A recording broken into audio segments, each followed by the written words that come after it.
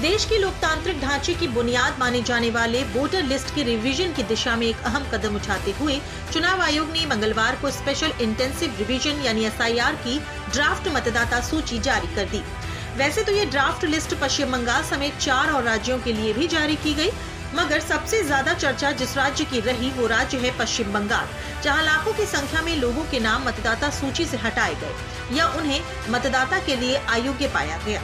पश्चिम बंगाल के SIR की draft list चुनाव आयोग ने मंगलवार को जारी कर दी है।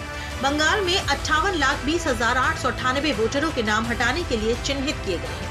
इनमें से 24,16,852 नाम मृत वोटरों के हैं। साथ ही 19,88,076 वोटर ऐसे हैं जो स्थायी रूप से दूसरी जगह चले गए हैं। इसके अलावा 12,20,038 वोटर लापता हैं।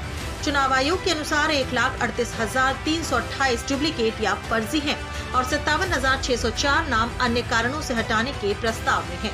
चुनाव आयोग के द्वारा बंगाल में चलाए जा रहे SIR में सबसे ज्यादा नाम किसी एरिया में काटा गया तो वो एरिया था पश्चिम बंगाल का कोलकाता पोर्ट एरिया, जहां हजारों की संख्या में वोटर लिस्ट से लोगों का नाम हटाया गया। इस एरिया में कितने लोगों का नाम वोटर लिस्ट से हटाया गया है, आइए इसको भी जान लेते हैं। चुनाव आयोग के आंकड़ों के अनुसार राज्य के 294 असेंबली एरिया में से सबसे ज्यादा नाम कोलकाता के चौरंगी और कोलकाता पोर्ट जैसे क्षेत्रों में कटे हैं। चौरंगी विधानसभा क्षेत्र में 74,553 नाम हटाए गए। चौरंगी विधानसभा क्षेत्र TMC की विधायक नयना बंदोपाध्याय हैं। वहीं कोलकाता पोर्ट से कुल 63,730 नाम हटाए गए।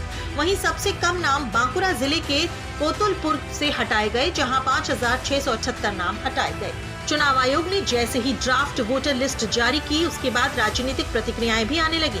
बंगाल में बीजेपी के नेता दिलीप घोष ने SIR और ममता बनर्जी को लेकर क्या कुछ कहा, उसको भी सुन लेते हैं। ड्राफ्ट वोटर लिस्ट को लेकर बंगाल में बहुत उत्सुकता है लोगों में, क्योंकि 58 लाख से ज़्यादा नाम माइनस हुआ है और भी उतना होने वाला है।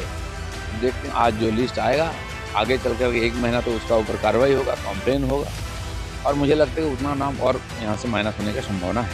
नहीं, डिटेंशन कैंप तो बनेगा नहीं, अगर कभी बनेगा तो उन्हीं को जाना पड़ेगा पहले, लेकिन कोई ज़रूरत नहीं, कोई प्रश्न ही नहीं है। किसने बोला कि डिटेंशन कैंप? SIR का CA का डर दिखाया उन्होंने, कोई लाभ नहीं हुआ। बंगाल का ही लोग ऐसे हैं जो बिफोर टाइम सारा फॉर्म फिलअप किए, एक्सटेंशन करने की जरूरत नहीं पड़ी। इतना जागरूक है यहाँ के लोग अपना अधिकार के बारे में, अपनी जिम्मेदारी के बारे में, इसलिए ममता बनर्जी की बातों पर कोई नहीं आएगा। अभी भी डिटेंशन कैंप की डर दिखा रहे हैं, कोई फायदा नहीं, SIR हो चुकी है। बंगाल में जैसे ही चुनाव आयोग ने ड्राफ्ट वोटर लिस्ट जारी की, TMC की तरफ से भी सधी हुई प्रतिक्रिया सामने आई।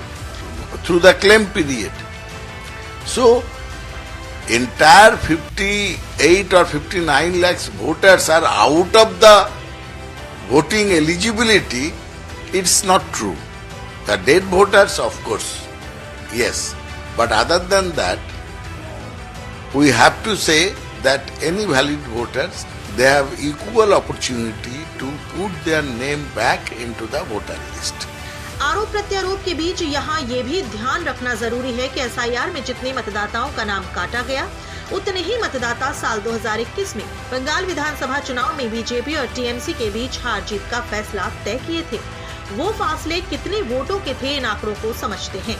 साल 2021 में विधानसभा चुनाव में ममता बनर्जी को भाजपा से केवल 60 लाख वोट ज्यादा मिले थे, जबकि SIR से इस बार वोटर लिस्ट से 58 लाख नाम काट दिए गए हैं। 2021 का विधानसभा के चुनाव TMC और बीजेपी में आमने सामने की लड़ाई में तब्दील हो गया।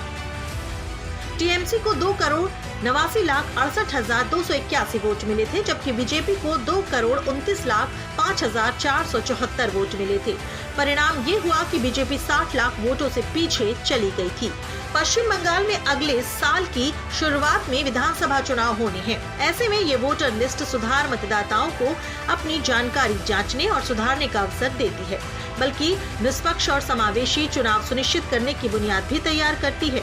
ऐसे में जिन भी मतदाताओं का नाम कटा है और वो वैध मतदाता हैं, तो उनको नाम वापस से जुड़वाने का भी मौका चुनाव आयोग की तरफ से दिया जाएगा।